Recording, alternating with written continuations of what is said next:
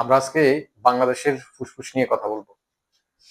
বাংলাদেশের ফুসফুস হচ্ছে সুন্দরবন। আমরা জানি যে পৃথিবীর ফুসফুস বলা হয় আমাজন মহাবনকে, আর বাংলাদেশের ফুসফুস হচ্ছে সুন্দরবন। সুন্দরবন পৃথিবীর সবচেয়ে বৃহত্তম ম্যানগ্রোভ বন। ম্যানগ্রোভ বন কি? অর্থাৎ যে বনে লবণাক্ত পানি ঢুকে, সমুদ্রের পানি ঢুকে জোয়ার ভাটা হয়, এর মাধ্যমে যে বনটা তৈরি হয়েছে প্রাকৃতিক, সেটাই হচ্ছে ম্যানগ্রোভ বন। পৃথিবীতে এত বড় ম্যানগ্রোভ বন আর একটিও নেই। আমরা জানি যে পৃথিবীর সবচেয়ে বড় রেইন ফরেস্ট হচ্ছে আমাজন মহাবন, আর পৃথিবীর সবচেয়ে বড় ম্যানগ্রোভ বন হচ্ছে সুন্দরবন। তো সুন্দরবনকে বাংলাদেশের ফুসফুস বলা হয়। আমরা সুন্দরবন নিয়ে আজকে আলোচনা করব। এই সুন্দরবন দুইটি দেশের মধ্যে অবস্থিত, একটি হচ্ছে ভারত এবং বাংলাদেশ। সুন্দরবনের মোট আয়তন হচ্ছে 10,000 বর্গ কিলোমিটার। আমরা লিখে নিব সুন্দরবনের মোট আয়তন 10,000 বর্গ কিলোমিটার। 10,000 বর্গ কিলোমিটার। সুন্দরবনের মোট আয়তন কত? 10,000 বর্গ কিলোমিটার। তার মধ্যে 62% আমাদের বাংলাদেশে পড়ছে, আর 38% হচ্ছে ভারতে। সুন্দরবনের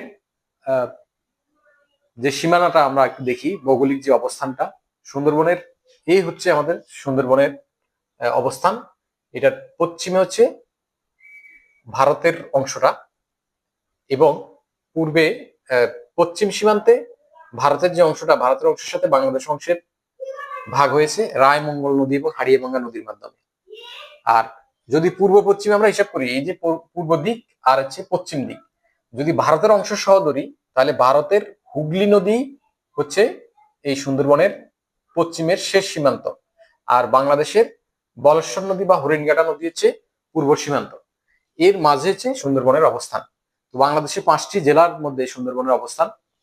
আমরা জানি যে বরিশাল বিভাগের 2টি জেলা, একটি হচ্ছে বরগুনা, এখানে দেখা যাচ্ছে কিনা বরগুনা, আর হচ্ছে পটুয়াখালী। বরগুনা এবং পটুয়াখালীতে খুব অল্প সংখ্যক সুন্দরবনের জায়গা পড়েছে।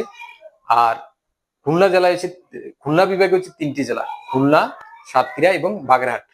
আমরা দেখি সবচেয়ে বেশি সুন্দরবনের সবচেয়ে বেশি অংশ বাংলাদেশের বাগেরহাট জেলার সাথে।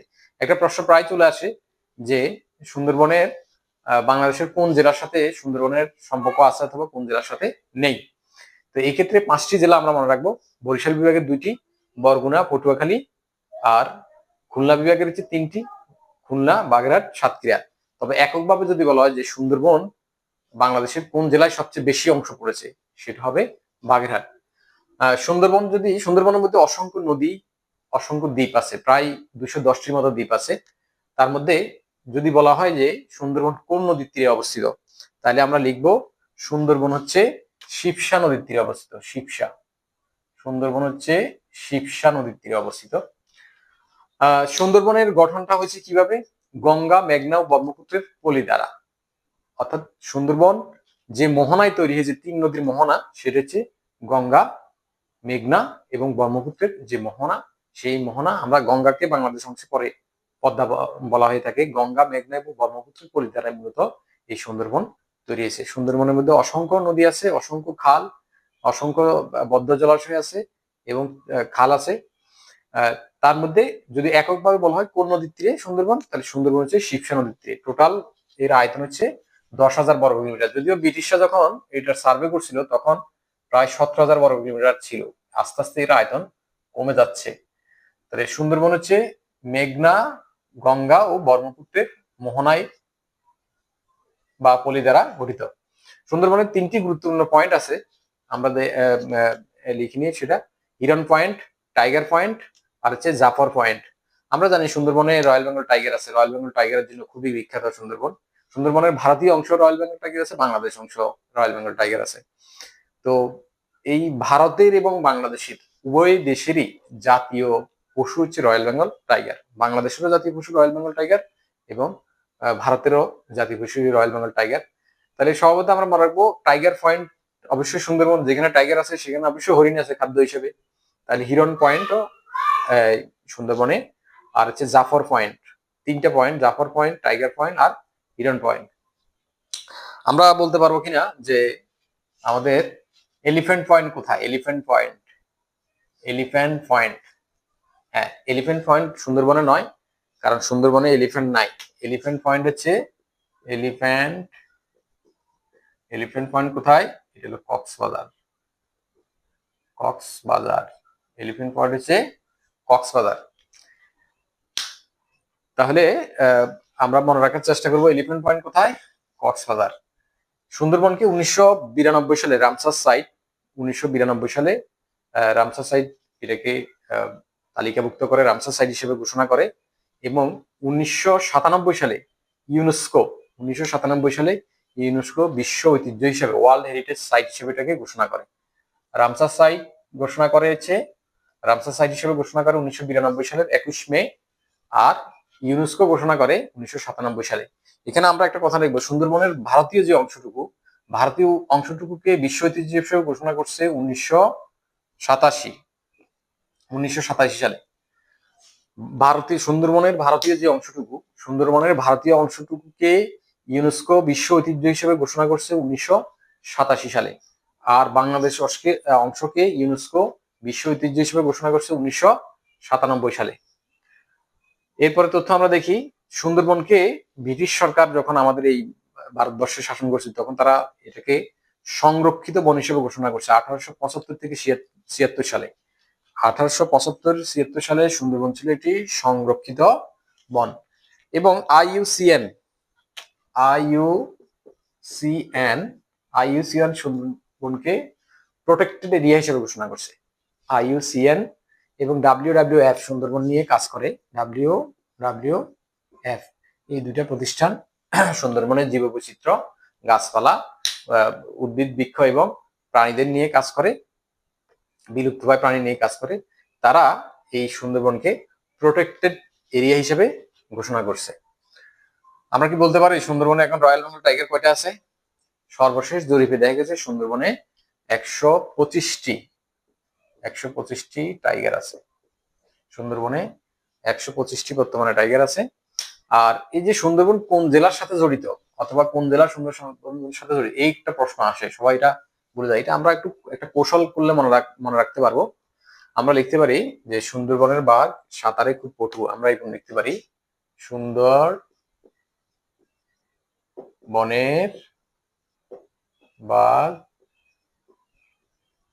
সাঁতারে খুব পটু, সাঁতারে খুব পটু। তাহলে এই বাঘ দ্বারা আমরা মনে রাখবো বাঘের হাট, বাঘের হাট। সাঁতারে মানে সাতক্ষীরা, সাতক্ষীরা সুন্দরবন একদম পশ্চিম সীমান্ত। আর খুব খুঁতেছে খুলনা, আর বতেছে বরগুনা। সুন্দরবনের বাঘ সাঁতারে খুব পটু, পটুতে পটুয়াখালী, পটুয়াখালী। তাহলে সুন্দরবনের বাঘ সাঁতারে খুব পটু। তাহলে আমাদের বাংলাদেশের যে 5টি জেলা সুন্দরবনের সাথে জড়িত সেগুলো আমরা খুব সহজে মনে রাখতে পারবো। সুন্দরবনের নাম হয়েছে সুন্দরী কাঠ অনুযায়ী। সুন্দরবনকে আগে সমুদ্র বন বলা হতো, এক সময় এটাকে বলা হতো সমুদ্র বন। এর অপর নাম হচ্ছে গরান ভূমি বা বাদা বন। গরান গাছ আছে এই জন্য গরান ভূমি বলা হয়। সুন্দরবনে গরান গাছ পাওয়া যায়। গরান গাছের ছাল থেকে রং তৈরি করা হয়। গরান গাছের ছাল দিয়ে কি করা হয়? রং প্রস্তুত করা হয়। গরান গাছের ছাল দিয়ে রং প্রস্তুত করা হয়।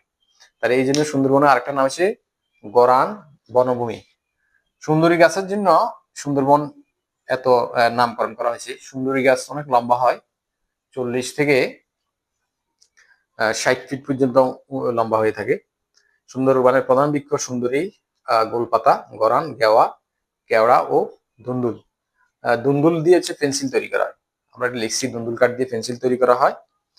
আর এই সুন্দরবনকে কেন্দ্র করে খুলনায় হার্ডবোর্ড মিল তৈরি হয়েছে। খুলনা হার্ডবোর্ড মিলের প্রধান উপাদান হচ্ছে কাঁচামাল হচ্ছে সুন্দরী গাছ। সুন্দরী গাছ হচ্ছে খুলনা হার্ডবোর্ড মিলের প্রধান কাঁচামাল। এবং খুলনাতে নিউজ প্রিন্ট মিল আছে। নিউজ প্রিন্ট মিলের প্রধান কাঁচামাল হচ্ছে গেওয়া কাঠ। গেওয়া কাঠ দিয়ে আবার দেশলাইয়ের কাঠি বক্স তৈরি করা হয়। আর পেন্সিল তৈরি করা হয় দুন্দুল কাঠ দিয়ে। দুন্দুল কাঠ দিয়ে পেন্সিল তৈরি করা হয়। আর গরান থেকে রং তৈরি করা, এটা আমরা বলছি গলপাতা দিয়েছে, ঘরের ছাউনি দেওয়া হয়। আর সুন্দরবনে যারা কাঠ সংগ্রহ করে তাদেরকে কি বলা হয়? সুন্দরবন থেকে যারা কাঠ সংগ্রহ করে, মধু যারা সংগ্রহ করে, এটাকে বলা হয় মৌয়ালি। আমরা জানি মধু যারা সংগ্রহ করে তাদেরকে বলা হয় মৌয়ালি, আর যারা কাঠ সংগ্রহ করে এদেরকে বলা হয় বাওয়ালি। গোলপাতা ও কাঠ সংগ্রহকারীকে বলা হয় বাওয়ালি। গোলপাতা ও কাঠ সংগ্রহকারীকে কি বলা হয়? বাওয়ালি বলা হয়। আচ্ছা, সুন্দরবনের একটা গুরুত্বপূর্ণ জায়গা হচ্ছে করমজল। করমজল এটা বিখ্যাত, ওখানে বাঘ এবং কুমির প্রজনন কেন্দ্র আছে। বাংলাদেশের কুমির প্রজনন কেন্দ্র অথবা বাঘ প্রজনন কেন্দ্র হচ্ছে করমজলে, খুলনাতে। এই সুন্দরবনের বিখ্যাত দুটো দ্বীপ হচ্ছে কটকা দ্বীপ এবং দুবলার চর। কটকা দ্বীপ এবং দুবলার চর। দুবলার চর কি কারণে বিখ্যাত?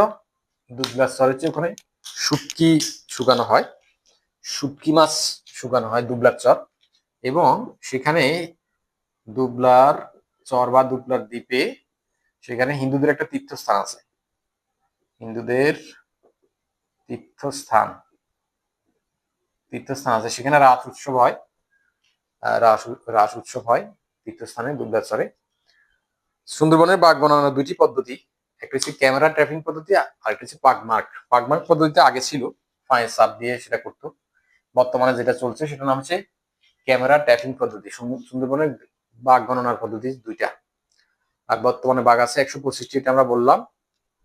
আর সুন্দরবনকে কেন্দ্র করে ওই অঞ্চলে খুলনাতে একটা হার্ডবোর্ড মিল হয়েছে, যেটা সুন্দরী কাজ দিয়ে করা হয়। আর একটা হচ্ছে খুলনার নিউজপ্রিন্ট মিল। নিউজপ্রিন্ট যে মিল, সেটার কাঠ হচ্ছে, কাঁচামাল হচ্ছে গেওয়া।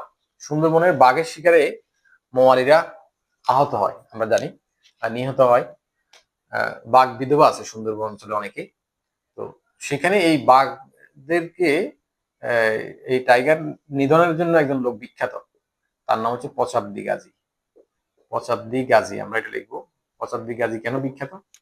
তিনি হচ্ছে এই টাইগারের সাথে লড়াই করে অনেক মানুষকে তিনি বাঁচিয়েছেন এবং অনেকগুলো টাইগার তিনি হত্যা করতে সমর্থ হয়েছে। পরে বন বিভাগ তাকে চাকরি দিয়েছে, পচাবদি গাজীকে বন বিভাগ তাকে চাকরি দিয়েছে। এখন তিনি অবশ্য নেই, মারা গেছে। এই পচাবদি গাজী কিংবদন্তি আছে তার নামে, অনেকগুলো কিংবদন্তি আছে, যে সেই বাঘের মুখ থেকে মানুষকে কেড়ে নিয়েছে, এরকম একটা কথা প্রচলন আছে। অনেক মানুষকে তিনি বাঁচিয়েছিলেন। তো এই সুন্দরবন বাংলাদেশের একটি প্রাকৃতিক ধর্ম। আমরা জানি যে 2007 সালে সিডর যখন আক্রমণ হয়েছে, 2007 সালের 15ই নভেম্বর। সিডর হয়েছে কবে? 2007-এর 15ই নভেম্বর। এই বাংলাদেশের সুন্দরবন যদি না থাকতো বলা হয়ে থাকে, তাহলে বাংলাদেশের দক্ষিণাঞ্চল পুরোটাই যেতটুকু ক্ষতি হয়েছে আরো বেশি ক্ষয়ক্ষতি হতো, আরো বেশি ধ্বংস হয়ে যেত। এই সুন্দরবন আমাদেরকে প্রোটেক্ট করছে, মানে প্রাকৃতিক ভাবে ঝড় জলোচ্ছ্বাসকে অনেকটা থামে দিছে। এরপরে সিডরের পরে হচ্ছে আইলা। আমরা জানি প্রাকৃতিক একদম প্রাচীন কাল থেকেই বলা যায় যে এই সুন্দরবন বাংলাদেশকে প্রাকৃতিক ধর্ম হিসেবে রক্ষা করে। তো এই সুন্দরবন এখন জীববৈচিত্র্যের দিক থেকে অনেকটা হুমকির সম্মুখীন হয়েছে। আমরা জানি যে সেখানে কাঠ চুরির একটা ব্যাপার আছে, কাঠ ব্যবসায়ীদের একটা সিন্ডিকেট আছে, এবং সুন্দরবনের বিভিন্ন নদী দিয়ে যান চলাচল করে, অনেক সময় তেল নিয়ে। কিছুদিন আগে তেলের জাহাজ সেখানে ডুবে গেছে, জীববৈচিত্র্য ধ্বংস হয়ে গেছে, মাছগুলা সব মারা গেছে। সুন্দরবনে অসংখ্য পেশাজীবী আছে, যারা মাছ ধরে তারা জেলে, আর যারা মধু সংগ্রহ করে তারা মৌয়ালি, যারা কাঠ সংগ্রহ করে তারা হচ্ছে কাঠ সংগ্রহকারীদেরকে বলা হয় বাওয়ালি। এই শ্রেণীগুলা সেখানে জীবিকা নির্বাহ করে। এবং সুন্দরবনের যদি জীববৈচিত্র্য, সুন্দরবন যদি আয়তন আস্তে আস্তে ছোট হতে থাকে, ব্রিটিশ আমলে যখন এটা সার্ভে করা হয়েছিল তখন 17,000 বর্গ কিলোমিটার ছিল এর আয়তন, বর্তমানে 10,000 বর্গ কিলোমিটার আছে। তো আস্তে আস্তে ছোট হতে যদি সুন্দরবন পুরোটাই ধ্বংস হয়ে যায় কোনো সময়, তাহলে বাংলাদেশের জন্য এটা অশনির সংকেত। সুন্দরবন হচ্ছে বাংলাদেশের একক বৃহত্তম বন। একক বৃহত্তম বন কোনটা? একক বৃহত্তম বন বাংলাদেশের সুন্দরবন। আর যদি বলা হয় বাংলাদেশের বৃহত্তম বনাঞ্চল কোনটি, বৃহত্তম বনাঞ্চল বললে হবে পার্বত্য বনাঞ্চল। পার্বত্য চট্টগ্রামের বনাঞ্চল, পার্বত্য চট্টগ্রামের বনাঞ্চলকে বলা হয় বৃহত্তম বনাঞ্চল। আর বাংলাদেশের একক বন হিসাবে, একক বন হচ্ছে তাই বাংলাদেশের একক বৃহত্তম বন কোনটি? সুন্দরবন। আমরা কি জানি বাংলাদেশের সোয়াম্প ফরেস্ট কোনটি? সোয়াম্প ফরেস্ট হচ্ছে রাতারগুল, সিলেটের গোয়ান গেট। সিলেটের গোয়ান গেট হচ্ছে বাংলাদেশের সোয়াম্প ফরেস্ট বলা হয় আর কি। তো আজকে এই পর্যন্ত। সবার জন্য দুইটা প্রশ্ন রাখি আমরা। সেটা হচ্ছে 1 নম্বর প্রশ্ন হচ্ছে সুন্দরবনের পশ্চিমে, একদম সুন্দরবনের টোটাল সুন্দরবনের পশ্চিমে কোন নদী আর পূর্বে কোন নদী? এটা সবাই মন্তব্যে জানিয়ে দাও। আজকের মতো এখানে শেষ। আল্লাহ হাফেজ।